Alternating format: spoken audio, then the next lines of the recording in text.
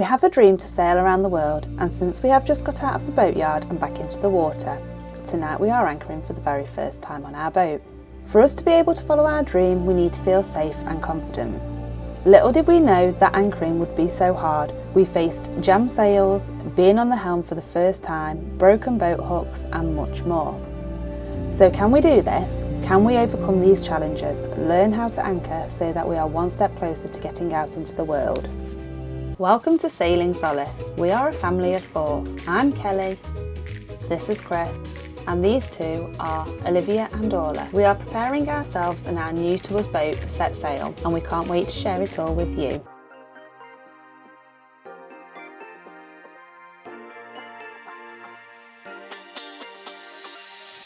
Before leaving the marina, we need to know where we are wanting to go. Check the weather and the tides, especially as there are spring tides. Spring tides happen just after every full and new moon, when the sun, the moon and the earth are in line. Kelly, are you listening? Right, so you're up here, you're right up here, so you come out of Itchen River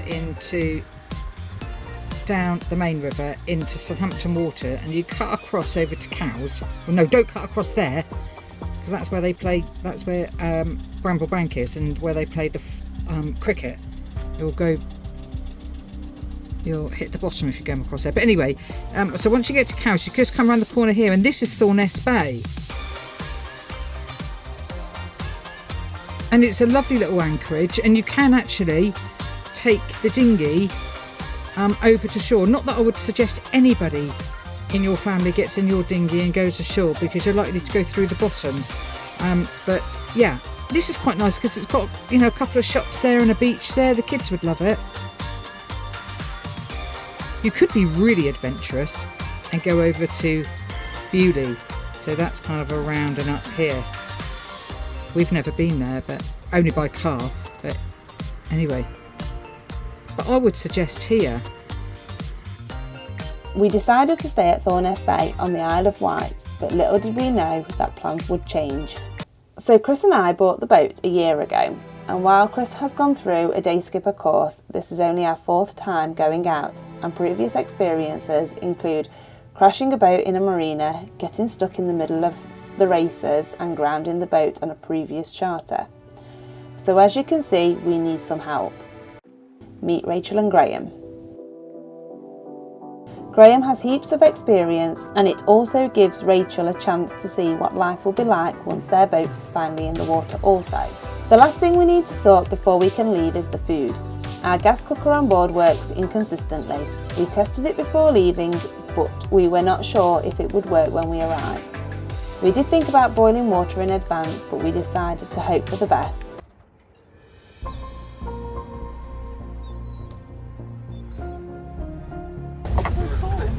Good morning! We're off to the Isle of Wight!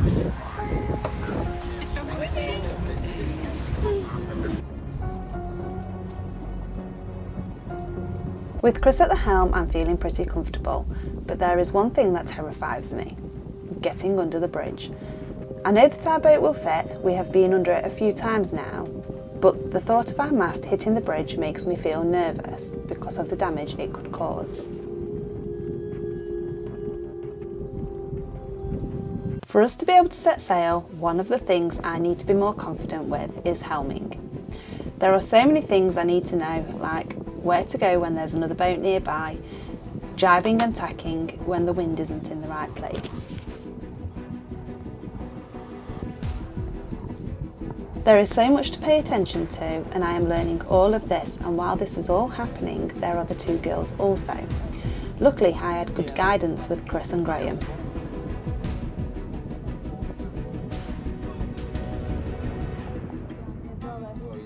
But now it was time to put the sail up, which made me nervous. So to put the sail up, you need to have your bow facing the wind.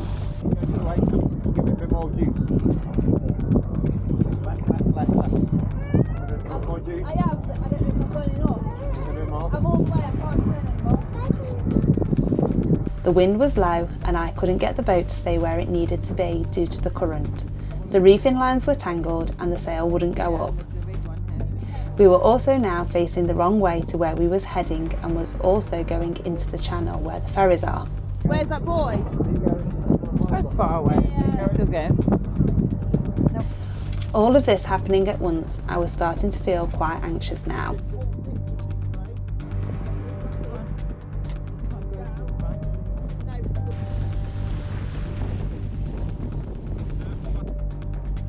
Chris and Graham managed to solve the issue and get the sail up by untangling the lines.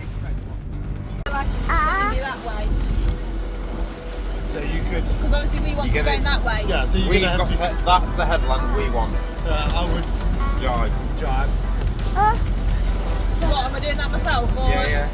Because it's that tight, it won't actually, do much. Yeah, actually technically it's now. Yeah. Are you with you? Slowly. See, that's the thing, you know. Slowly, so you keep turning. Which way? Yeah, keep as you are. That way? No, starboard, keep going. Get off that. It's when you get to the middle, like now, You'll see the then it will go, and then that goes up. There you go. That's it. When that. Now at this point I was having a great time. I was helming, I was tacking, I was feeling more confident and I didn't want it to end, but we was almost at our destination. So we decided to keep going. We were now heading to Newtown on the Isle of Wight.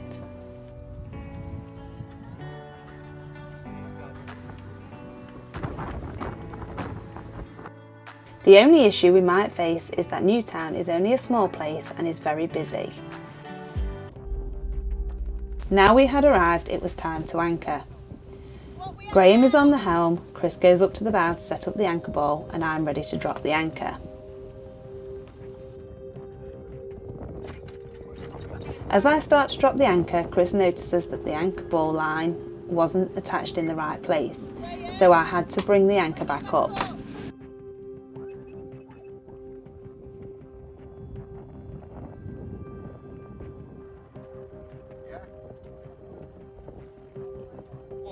Once I had dropped the anchor, Chris went inside to set up the anchor tracking app to ensure we don't drag. Once he came back, he asked how much I had put out and I said I have done just over 3 of the blue marks. I was clearly having a bit of a moment because I know that our markings are done for every 5 metres, so I needed to have put out 7 of the blue markings. You can tell that they're tired. The anchor was now set and we was happy.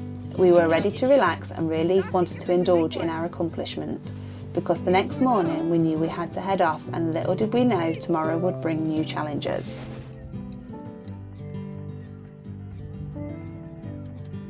It was getting late so I cooked dinner.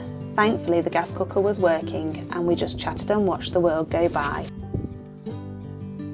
We woke up the next morning and we needed to get going sooner rather than later.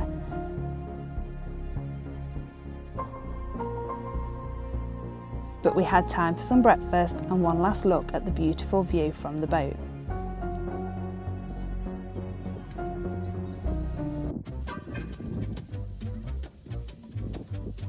Chris was lifting the anchor and my job was to grab the anchor ball. I leant in to hook the ball and as I pulled it in, the pole snapped. I couldn't get it, so it's now floating away somewhere in the English Channel. Anchor pulled in and other than the lost pole we got away safely. Now it was time to head home and little did I know, as I was sat peacefully in the cockpit, I was about to face my biggest obstacle yet. Today I have a new helmsman! Woman! A trainee.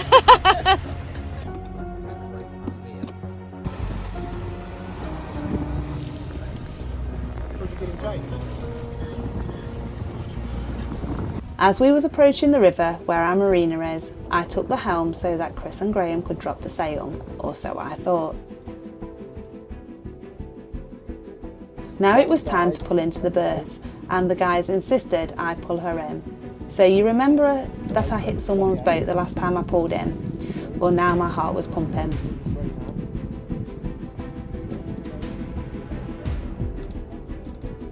Out to the left. Thankfully, Chris and Graham guided me in. As you are, out to the left a bit.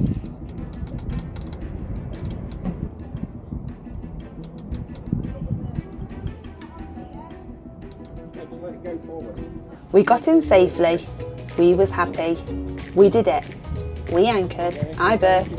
I'm not sure I'll feel confident doing it alone yet, but I still gained a small bit of confidence. This is one step closer to our dream of sailing around the world.